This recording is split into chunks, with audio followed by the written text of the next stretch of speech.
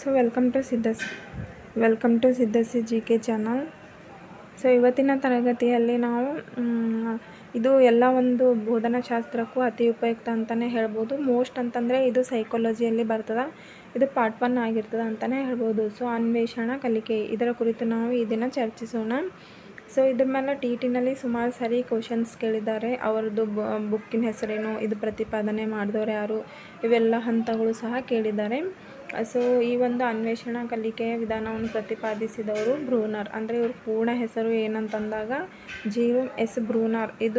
ಈ ವಿಧಾನ ಯಾರು ಪ್ರತಿಪಾದನೆ ಮಾಡಿದ್ರು ಅಂದರೆ ಜೆರೋಮ್ ಎಸ್ ಬ್ರೂನರ್ ಅವರು ಅನ್ವೇಷಣಾ ಕಲಿಕೆಯನ್ನು ಪ್ರತಿಪಾದನೆ ಮಾಡಿದ್ರು. ಸೊ ಇದಕ್ಕೆ ಇಂಗ್ಲೀಷ್ನಲ್ಲಿ ಏನಂತಾರೆ, ಲರ್ನಿಂಗ್ ಆಫ್ ಡಿಸ್ಕವರಿ. ಅಂದರೆ ಹೊಸದನ್ನು ಅನ್ವೇಷಣೆ ಮಾಡ್ತೀವಲ್ಲ, ಸೊ ಅದಕ್ಕೆ ಡಿಸ್ಕವರಿ ಅಂತ ಕರೀತಾರೆ. ಸೊ ಇವ್ರದ್ದು ಈ ಒಂದು ಅನ್ವೇಷಣಾ ಕಲಿಕೆಯನ್ನು ಯಾವ ಪುಸ್ತಕದಲ್ಲಿ ಮಂಡನೆ ಮಾಡಿದ್ರು ಅಂದರೆ the process of education. So sometimes ಎಕ್ಸಾಮ್ನಲ್ಲಿ ಏನು ಕೇಳ್ತಾರೆ ಅಂದರೆ ಅವ್ರದ್ದು ಬುಕ್ಕಿನ ಹೆಸರು ಏನಂತಲೂ ಕೇಳ್ಬೋದು, ಅಥವಾ ಬುಕ್ಕಿನ ಹೆಸರು ಕೊಟ್ಟು ಇದು ಯಾವ ಮನೋವಿಜ್ಞಾನಿ ಬರ್ದರಂತಲೂ ಕೇಳ್ಬೋದು. ಸೊ ಹಾಗಾಗಿ ಬ್ರೂನರ್ ಅವರ ಈ ಒಂದು ಪುಸ್ತಕದ ಹೆಸರು the process of education. Next ಅನ್ವೇಷಣಾ ಕಲಿಕೆಯ ಪ್ರಕಾರ. ಅಂದರೆ ಈ ಒಂದು ಬ್ರೂನರ್ ಅವರ ಪ್ರಕಾರ ಶಿಕ್ಷಕ ಕೇವಲ ಕಲಿಕೆಯನ್ನು ಸುಗಮಗೊಳಿಸುವವನಾಗಿ ಪಾತ್ರ ನಿರ್ವಹಿಸಬೇಕಾಗುತ್ತದೆ. ಅಂದರೆ ಇಲ್ಲಿ ಅನ್ವೇಷಣೆ ಅಂದಾಗ ಹೊಸದನ್ನು ಹುಡುಕುವುದು ಅಥವಾ ಪ್ರಯತ್ನ ಮಾಡುವುದು ಅಂತ ಕರಿತೀವಿ.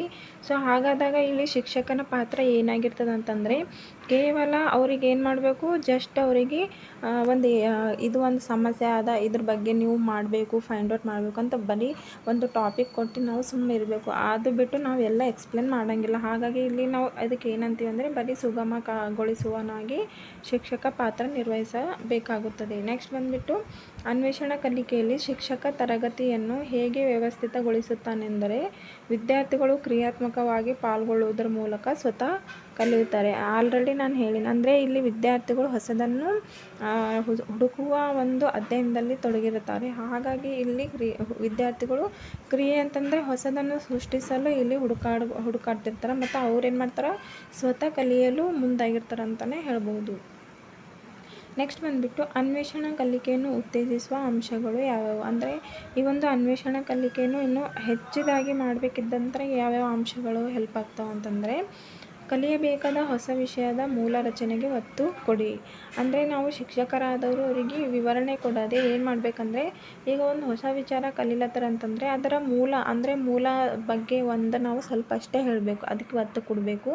ನೆಕ್ಸ್ಟ್ ಅವ್ರು ಏನು ಮಾಡಬೇಕು, ಫೈಂಡ್ ಔಟ್ ಅವರ ವಿದ್ಯಾರ್ಥಿಗಳೇ ಮಾಡಬೇಕು. ನೆಕ್ಸ್ಟ್ ಬೋಧಿಸಬೇಕಾಗಿರುವ ಪರಿಕಲ್ಪನೆಗೆ ಹಲವು ಉದಾಹರಣೆಗಳನ್ನು ನೀಡಿರಿ. ಸೊ ನಾವು ಬರೀ ಉದಾಹರಣೆಗಳು ಕೊಟ್ಟಿದಾಗ ಆ ಒಂದು ಅನುಗಮನ ವಿಧಾನದ ಮೂಲಕ ಅವ್ರೇನು ಮಾಡ್ತಾರೆ, ಮುಂದಿನ ಒಂದು ಸಂಶ್ಲೇಷಣೆ ಮೂಲಕ ಅವರು ಏನು ಮಾಡ್ತಾರೆ ಅಂತಂದರೆ ಈ ಒಂದು ಸಂಶ್ಲೇಷಣೆಯಲ್ಲಿ ತೊಡಗಿರ್ತಾರೆ. ಅಂದರೆ ಅನ್ವೇಷಣಾ ಕಲಿಕೆಯನ್ನು ಪರಿಪೂರ್ಣಗೊಳಿಸಲಿಕ್ಕೆ ಹೆಲ್ಪ್ ಆಗ್ತದೆ ಅಂತಲೇ ಹೇಳ್ಬೋದು. ಸಂಕೇತ ವ್ಯವಸ್ಥೆ ಬಳಸಿಕೊಳ್ಳಲು ವಿದ್ಯಾರ್ಥಿಗಳಿಗೆ ಸಹಾಯ ಮಾಡಿರಿ. ಅಂದರೆ ಸಂಕೇತ ಅಂದರೆ ಸೂಚನೆಗಳ ಮೂಲಕ ಅಷ್ಟೇ ನಾವು ಇಲ್ಲಿ ಶಿಕ್ಷಕರಾದರೂ ಸಹಾಯ ಮಾಡಬೇಕು. ನೆಕ್ಸ್ಟು ಹೊಸ ಕಲಿಕೆಯನ್ನು ವಿವಿಧ ಸನ್ನಿವೇಶಗಳು ಮತ್ತು ವಿವಿಧ ಸಮಸ್ಯೆಗಳಿಗೆ ಅನ್ವಯಿಸಲು ಅವಕಾಶ ನೀಡಿರಿ. ಸೊ ಯಾವುದೇ ಒಂದು ಕಲಿಕೆ ಆಗಬೇಕಿತ್ತಂದರೆ ಈ NCA ಪ್ರಕಾರ ಏನು ಹೇಳಿದ್ದಾರೆ ಅಂತಂದರೆ ಆ ಕಲಿಕೆಯು ಸಹ ನಮ್ಮ ನಿಜ ಜೀವನದಲ್ಲಿ ಅನ್ವಯವಾಗುವ ರೀತಿಯಲ್ಲಿ ನಾವು ಕಲಿಸಬೇಕು. ಹಾಗಾಗಿ ನಾವು ಏನು ಮಾಡಬೇಕು, ಅವರಿಗೆ ಯಾವುದೇ ಒಂದು ಸಮಸ್ಯೆ ಕೊಟ್ಟಾಗ ಅದು ನಮಗೆ ಅನ್ವಯವಾಗುವಂತಹ ಸಮಸ್ಯೆ ಮಕ್ಕಳಿಗೆ ಕೊಡಬೇಕು. ನೆಕ್ಸ್ಟ್ ಬಂದುಬಿಟ್ಟು ಒಳನೋಟದಿಂದ ಊಹೆಗಳನ್ನು ಮಾಡುವುದನ್ನು ವಿದ್ಯಾರ್ಥಿಗಳಲ್ಲಿ ಪ್ರೋತ್ಸಾಹಿಸಿ.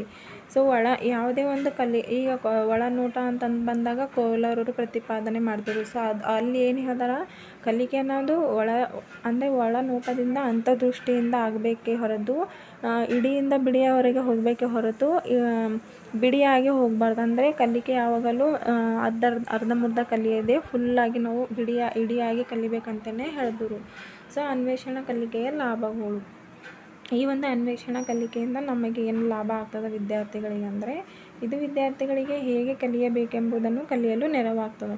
ಸೊ ಈಗ ನಾವು ಯಾವುದೇ ಒಂದು ಸಮಸ್ಯೆ ಕೊಟ್ಟಾಗ ಅವರಿಗೆ ಏನಾಗ್ತದೆ, ಈ ಒಂದು ಅನ್ವೇಷಣಾ ಕಲಿಕೆಯ ಮೂಲಕ ಯಾವ ರೀತಿಯಾಗಿ ಕಲಿಯಬೇಕು ಎಂಬ ಒಂದು ಪ್ರಶಂಸೆ ಅವರಿಗೆ ಮೂಡ್ತದೆ. ನೆಕ್ಸ್ಟ್ ವಿದ್ಯಾರ್ಥಿಯಲ್ಲಿ ಕಲಿಕೆಗೆ ಸ್ವಯಂ ಪ್ರೇರಣೆ ಉಂಟು ಮಾಡ್ತದೆ. ಅಂದರೆ ಅವರಲ್ಲಿ ಆತ್ಮವಿಶ್ವಾಸ ಮತ್ತು ಕರೇಜ್ ಬರ್ತದೆ. ಮತ್ತು ಇದರಿಂದ ಸ್ವಯಂ ಅವರೇ ಮುಂದೆ ಬಂದು ಕಲಿಯಲು ಆಸಕ್ತರಾಗಲು ಸಹಾಯಕ ಆಗ್ತದೆ ಅಂತಲೇ ಹೇಳ್ಬೋದು. ನೆಕ್ಸ್ಟು ವಿದ್ಯಾರ್ಥಿಗಳು ತಮ್ಮ ಸಾಮರ್ಥ್ಯಗಳಿಗನುಗುಣವಾಗಿ ಕಲಿಕೆಯಲ್ಲಿ ಮುಂದುವರಿಯಲು ನೆರವಾಗುತ್ತದೆ ಅಂತಲೇ ಹೇಳ್ಬೋದು. ಅಂದರೆ ಅವರಲ್ಲಿರುವ ಸಾಮರ್ಥ್ಯಗಳನ್ನು ಹೊರತೆಗೆಯಲು ಈ ಒಂದು ಅನ್ವೇಷಣಾ ಕಲಿಕೆ ಹೆಚ್ಚು ಲಾಭ ಆಗ್ತದೆ. ನೆಕ್ಸ್ಟ್ ವಿದ್ಯಾರ್ಥಿಗಳಲ್ಲಿರುವ ಸ್ವಬಿಂಬ ಪರಿಕಲ್ಪನೆಯನ್ನು ಹೆಚ್ಚಿಸಿಕೊಳ್ಳಲು ಸಹ ಇದು ಹೆಲ್ಪ್ ಆಗ್ತದೆ. ಯಾವುದು? ಅನ್ವೇಷಣಾ ಕಲಿಕೆ. ಕೊನೆಯದಾಗಿ ಈ ವಿಧಾನ ವಿದ್ಯಾರ್ಥಿಗಳಿಗೆ ಒಳನೋಟ ಚಿಂತನೆಗೆ, ತಾತ್ವಿಕ ಚಿಂತನೆಗೆ, ಪರಿಕಲ್ಪನೆ ರೂಪಿಸಲು ಮತ್ತು ಅವುಗಳನ್ನು ಪರೀಕ್ಷಿಸಲು ಪ್ರೋತ್ಸಾಹನೆ ಮಾಡ್ತದೆ. ಯಾವುದು? ಅನ್ವೇಷಣಾ ಕಲಿಕೆ. ಇದನ್ನು ಮಂಡನೆ ಮಾಡಿದವರು ಯಾರು? ಬ್ರೂನರ್ ಅವರ ಯಾವ ಸಿದ್ಧಾಂತ? ಅನ್ವೇಷಣಾ ಕಲಿಕೆ. ಅವರ ಪುಸ್ತಕ ಯಾವುದು? The process of education. ಇಲ್ಲಿ ಕೇವಲ ಶಿಕ್ಷಕ ಏನಾಗಿರ್ತಾನೆ?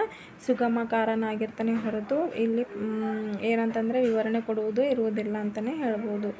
ಸೊ ಈ ಒಂದು ತರಗತಿಗೆ ನಿಮಗೆ ಇಷ್ಟವಾದಲ್ಲಿ ಈ ಒಂದು ಚಾನಲ್ಗೆ ಪ್ಲೀಸ್ ಸಬ್ಸ್ಕ್ರೈಬ್ ಮಾಡಿ ಮತ್ತು ಸಪೋರ್ಟ್ ಮಾಡಿ. Thank you.